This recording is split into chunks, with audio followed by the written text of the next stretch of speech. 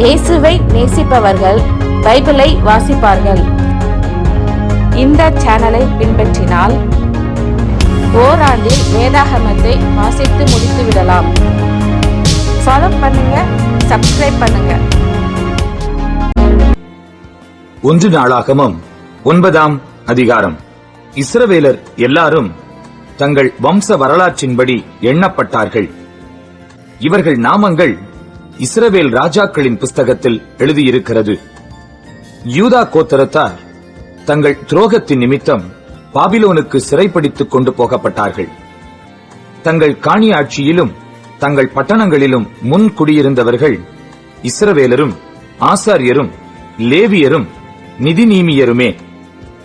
யூதா புத்திரரிலும் பென்யமீன் புத்திரரிலும் எப்பிராயிம் மனாசே என்பவர்களின் புத்திரரிலும் எருசலேமில் குடியிருந்தவர்கள் யாரென்றால், யூதாவின் புத்திரனாகிய பேரேசின் சந்ததியில் பானியின் குமாரனாகிய இம்ரியின் மகனான உம்ரிக்கு பிறந்த அமியூத்தின் குமாரன் ஊத்தாய். சேலாவின் சந்ததியில் மூத்தவனாகிய அசாயாவும் அவன் பிள்ளைகளும், சேராவின் சந்ததியில் எகுவேலும் அவன் சகோதரராகிய 690 பேருமே.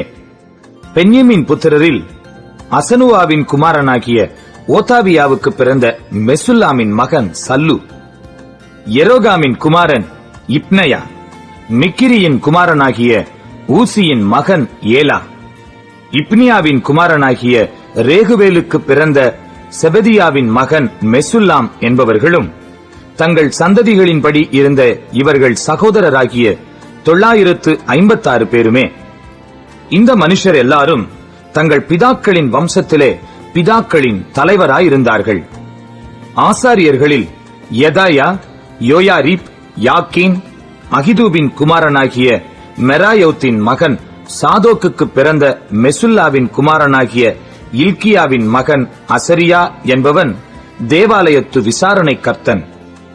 மல்கியாவின் குமாரனாகிய பஸ்கூருக்கு பிறந்த எரோகாமின் மகன் அதாயா, இம்மரின் குமாரனாகிய மெசுல்லேமித்தின் மகன் மெசுல்லாமுக்கு பிறந்த யாசராவின் குமாரனாகிய ஆதியேலின் மகன் மாசாய் என்பவர்களும் அவர்கள் சகோதரரும் தங்கள் பிதாக்களின் வம்சத் தலைவரான 1760 பேர் தேவாலயத்துக்கடுத்த பணிவிடைக்கு திறமை உள்ளவர்களாயிருந்தார்கள்.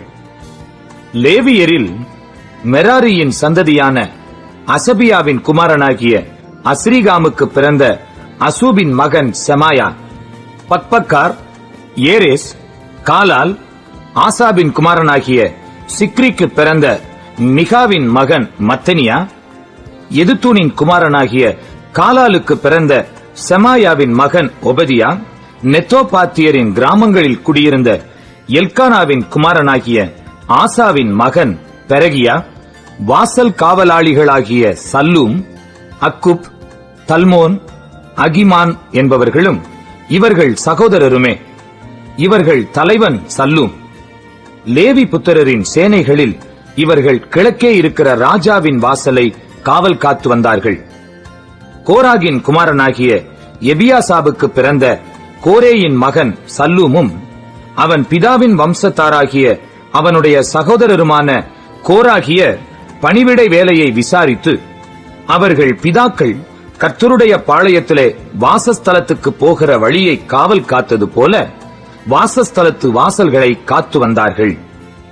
எலேயாசாரின் குமாரனாகிய பினேகாசுடனே கர்த்தர் இருந்தபடியினால் அவன் முற்காலத்திலே அவர்கள் மேல் விசாரணைக்காரனாயிருந்தான். மெசல்மியாவின் குமாரனாகிய சகரியா ஆசரிப்பு கூடார வாசல் காவல்காரனாயிருந்தான். வாசல்களை காக்கிறதற்கு தெரிந்து கொள்ளப்பட்ட இவர்கள் எல்லாரும் 212 பேராயிருந்து தங்கள் கிராமங்களின்படியே தங்கள் வம்சத்து அட்டவணைகளில் எழுதப்பட்டார்கள். தாவீதும் ஞானதிஷ்டிக்காரனாகிய சாமுவேலும் அவர்களை தங்கள் வேலைகளில் வைத்தார்கள். அப்படியே அவர்களும் அவர்கள் குமாரரும் கர்த்தருடைய ஆலயமாகிய வாசஸ்தலத்து வாசல்களை காக்கிறவர்களை முறைமுறையாய் விசாரித்து வந்தார்கள். வாசல்களை காக்கிறவர்கள் 4 திசைகளாகிய கிழக்கிலும் மேற்கிலும் வடக்கிலும் தெற்கிலும் இருந்தார்கள். அவர்கள் சகோதரர் தங்கள் கிராமங்களிலிருந்து 7 நாளுக்கு ஒரு விசை மாறி மாறி அவர்களோடு இருக்க வருவார்கள். தேவாலயத்தின் பண்டக சாலைகள் மேலும் பொக்கிஷ சாலைகள் மேலும் உள்ள விசாரணை உத்தியோகம் லேவியரான அந்த 4 பிரதான காவலாளர் வசத்தில் ஒப்புவிக்கப்பட்டது. காவல் அவர்களுக்கு ஒப்புவித்திருந்தபடியால் அவர்கள் தேவாலயத்தை சுற்றிலும் ராத்தங்கி இருந்து காலமே கதவுகளை திறந்து விடுவார்கள். அவர்களில் சிலரிடத்தில் ஆராதனை பணிமுட்டுகள் ஒப்புவித்திருந்தது. அவர்கள் அவைகளை எண்ணி உள்ளே கொண்டு போய் எண்ணி வெளியே கொண்டு வருவார்கள். அவர்களில் சிலர் மற்ற பணிமுட்டுகளின் மேலும் பரிசுத்த பாத்திரங்கள் எல்லாவற்றின் மேலும் மெல்லிய மா, திராட்சரசம், எண்ணெய், சாம்பிராணி, சுகந்த வர்க்கங்களின் மேலும் விசாரணைக்காரராயிருந்தார்கள். ஆசாரியரின் குமாரரில் சிலர் சுகந்த வர்க்கத்தால் பரிமள தைலம் இறக்குவார்கள். லேவியரில் கோராகியனான சல்லூமின் மூத்த குமாரனாகிய மத்தித்தியாவுக்கு பலகாரம் சுடுகிற வேலையின் விசாரிப்பு ஒப்புவித்திருந்தது. அவர்கள் சகோதரராகிய கோகாத்தியரின் புத்திரரில் சிலருக்கு ஓய்வு நாள் தோறும் சமூகத்து அப்பங்களை ஆயத்தப்படுத்தும் விசாரிப்பு இருந்தது. இவர்களில் லேவியருடைய பிதாக்களின் தலைவராகிய சங்கீதக்காரர் இரவும் பகலும் தங்கள் வேலையை நடத்த வேண்டியிருந்தபடியால் மற்ற வேலைக்கு நீங்களாய் தங்கள் அறைகளில் இருந்தார்கள். லேவியரில் பிதாக்களின் தலைவராகிய இவர்கள் தங்கள் சந்ததிகளுக்கு தலைமையானவர்கள். இவர்கள் எருசலேமிலே குடியிருந்தார்கள். கிபியோனிலே குடியிருந்தவர்கள் யாரென்றால், கிபியோனின் மூப்பனாகிய எகியேல், இவன் பெண்ஜாதியின் பேர் மாக்காள். அவன் மூத்த குமாரனாகிய அப்தோனும் சூர், கீஸ், பாகால், நேர், நாதாப், கேதோர், அகியோ, சகரியா, மிக்லோத் என்பவர்களுமே. மிக்லோத் சீமியாமை பெற்றான்.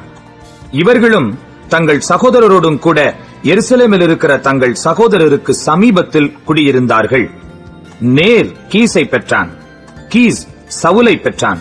சவுல் யோனத்தானையும் மல்கிசுவாவையும் அபினதாபையும் எஸ்பாலையும் பெற்றான். யோனத்தானின் குமாரன் மெரிபால். மெரிபால் மீகாவை பெற்றான். மீகாவின் குமாரர் பித்தோன், மேலேக், தரேயா, ஆகாஸ் என்பவர்கள். ஆகாஸ் யாராகை பெற்றான்.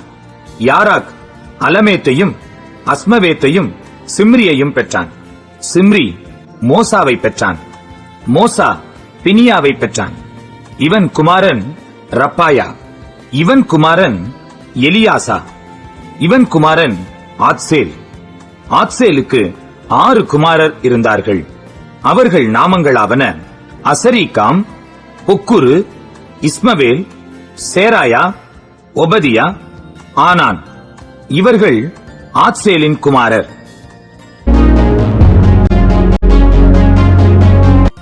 1 நாளாகமம் 10ஆம் அதிகாரம். பெலிஸ்தர் இஸ்ரவேலரோடே யுத்தம் பண்ணினார்கள். இஸ்ரவேல் பெலிஸ்தருக்கு முன்பாக முறிந்தோடி கில்போவா மலையிலே வெட்டுண்டு விழுந்தார்கள். பெலிஸ்தர் சவுலையும் அவன் குமாரரையும் நெருங்கி தொடர்ந்து சவுலின் குமாரராகிய யோனத்தானையும் அபினதாபையும் மல்கிசுவாவையும் வெட்டி போட்டார்கள். சவுலுக்கு விரோதமாய் யுத்தம் பலத்தது. வில்வீரர் அவனை கண்டு நெருங்கினார்கள். அப்பொழுது சவுல் வில்வீரருக்கு மிகவும் பயப்பட்டு தன் ஆயுததாரியை நோக்கி, அந்த விருத்த சேதனம் இல்லாதவர்கள் வந்து என்னை அவமானப்படுத்தாதபடிக்கு நீ உன் பட்டயத்தை உருவி என்னை குத்தி போடு என்றான். அவனுடைய ஆயுததாரி மிகவும் பயப்பட்டதினால் அப்படி செய்ய மாட்டேன் என்றான்.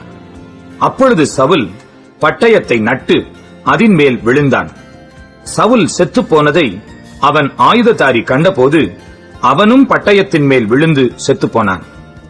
அப்படியே சவுலும் அவன் 3 குமாரரும் அவன் வீட்டு மனுஷர் அனைவரும் கூட செத்துப்போனார்கள்.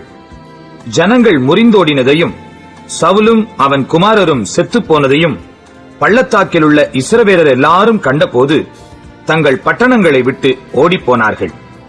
அப்பொழுது பெலிஸ்தர் வந்து அவைகளில் குடியிருந்தார்கள்.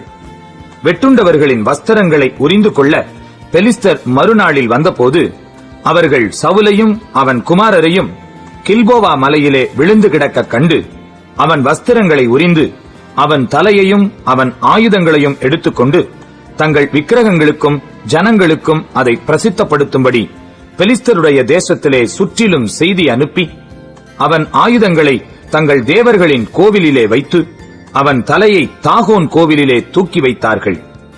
பெலிஸ்தர் சவுலுக்கு செய்த எல்லாவற்றையும் கீலேயா தேசத்து யாபேஸ் பட்டணத்தார் யாவரும் கேட்டபோது பராக்கிரமசாலிகள் எல்லாரும் எழுந்து போய் சவுலின் உடலையும் அவன் குமாரரின் உடல்களையும் எடுத்து யாபேசுக்கு கொண்டு வந்து அவர்கள் எலும்புகளை யாபேசில் இருக்கிற ஒரு கர்வாலி மரத்தின் கீழ் அடக்கம் பண்ணி 7 நாள் உபவாசம் பண்ணினார்கள்.